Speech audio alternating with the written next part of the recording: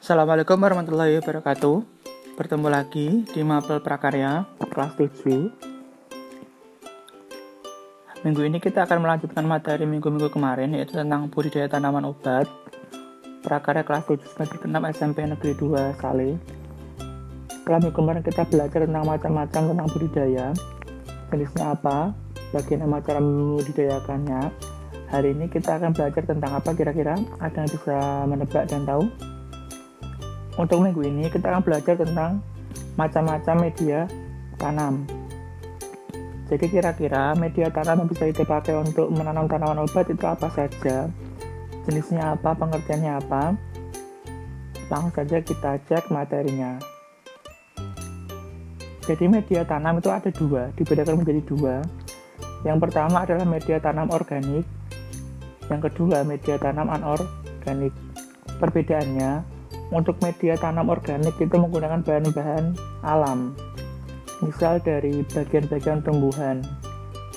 Sedangkan untuk media tanam anorganik itu menggunakan bahan-bahan buatan manusia, jadi tidak alami, tidak 100% dari alam. Sedangkan untuk media tanam organik itu jenisnya adalah sebagai berikut.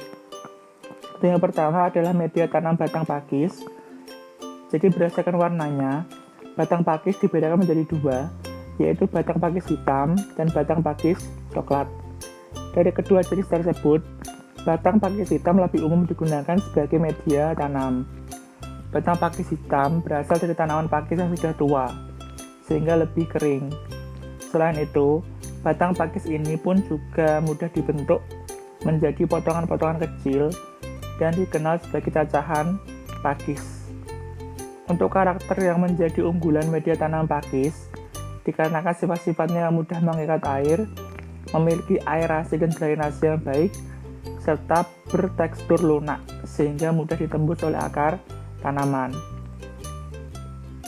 Jadi batang pakis ini itu mudah mengikat air ya, sehingga bagus dipakai untuk menanam tanaman-tanaman di daerah tropis. Soalnya dia itu mudah mengikat air. Selain itu, aerasi dan drainase yang baik sehingga udara itu bisa keluar masuk dengan baik, sehingga tanaman juga butuh oksigen, akarnya itu juga tercukupi dengan baik. Dan teksturnya lunak sehingga mudah ditembus oleh tanaman. Selanjutnya yaitu media tanam kompos. Jadi kompos merupakan media tanam organik yang bahan dasarnya berasal dari proses fermentasi tanaman atau limbah organik seperti jerami, sekam, daun, rumput, dan sampah kota. Sampah-sampahnya harus sampahnya organik ya, misal sayur, buah, dan sebagainya. Untuk kelebihan dan dari penggunaan kompos sebagai media tanam adalah sifatnya yang mampu mengembalikan kesuburan tanah melalui perbaikan sifat-sifat tanah, baik fisik, kimiawi, maupun biologis. Selain itu, kompos juga menjadi fasilitator dalam penyerapan unsur nitrogen yang sangat dibutuhkan oleh tanaman. Jadi media tanam kompos itu sangat bagus untuk tanaman karena dia itu bersifat memperbaiki unsur tanah, sehingga tanaman itu bisa berkembang dengan sangat-sangat baik di media tanam kompos. Selanjutnya adalah media tanam moss. Moss itu apa toh? Jadi moss itu adalah media tanam yang berasal dari akar paku-pakuan atau kadaka yang banyak dijumpai di hutan. Jadi ini semacam kayak tanaman paku, itu akarnya dimanfaatkan untuk media tanam. Bisa juga kadaka. Kadaka itu mirip seperti lumut gitu ya. Biasanya nempel-nempel di rumah, kadang ada beberapa. Jadi moss sering digunakan sebagai media tanam untuk masa penyemaian sampai dengan masa pembungaan.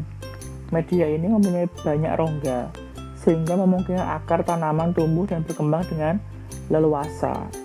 Jadi media tanam moss ini biasanya dipakai untuk penyemaian sampai dengan proses pembungaan.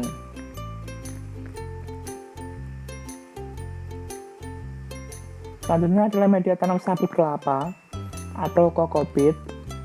Jadi sabut kelapa merupakan bahan organik alternatif yang dapat digunakan sebagai media tanam. Penggunaan sabut kelapa sebagai media tanam sebaiknya dilakukan di daerah yang bercurah hujan rendah. Kenapa demikian? Karena air hujan yang berlebihan dapat menyebabkan media tanam ini mudah lapuk. Jadi sabut kelapa ini bersifat mudah menyimpan air seperti itu ya. Jadi jika terlalu banyak kena air nanti sabutnya akan basah, akan lembab. Efeknya apa? Efeknya nanti tanaman itu akarnya itu akan terendam air. Jika dibiarkan terlalu lama nanti akarnya akan membusuk. Selain itu tanaman pun menjadi cepat membusuk sehingga bisa menjadi sumber penyakit. Untuk mengatasi pembusukan, sabut kelapa itu perlu direndam terlebih dahulu dalam larutan fungisida. Jadi sebelum kita pakai sabut kelapa untuk menanam tanaman, sabut kelapa itu kita rendam dulu dengan cairan fungisida. Fungisida adalah cairan untuk membunuh fungi atau membunuh jamur.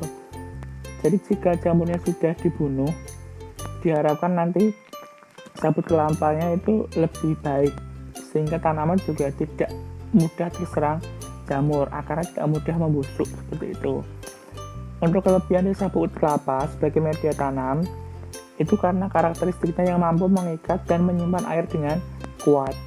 Jadi sabut kelapa itu bisa menyimpan air dalam jumlah yang cukup besar sehingga cocok itu dipakai untuk menanam tanaman di daerah tropis yang relatif panas seperti itu. Khususnya untuk daerah panas yang mengandung unsur hara esensial. Selanjutnya adalah media tanam sekam padi. Jadi sekam padi atau kulit padi Oryza sativa yang sudah digiling.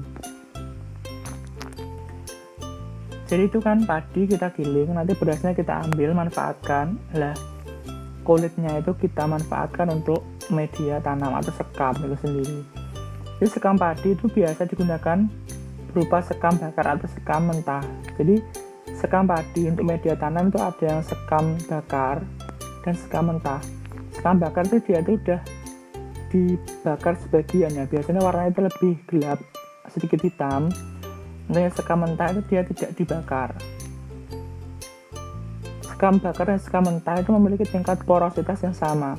Jadi porositas itu apa? Jadi porositas itu adalah kemampuan media tanam untuk menyimpan air seperti itu ya.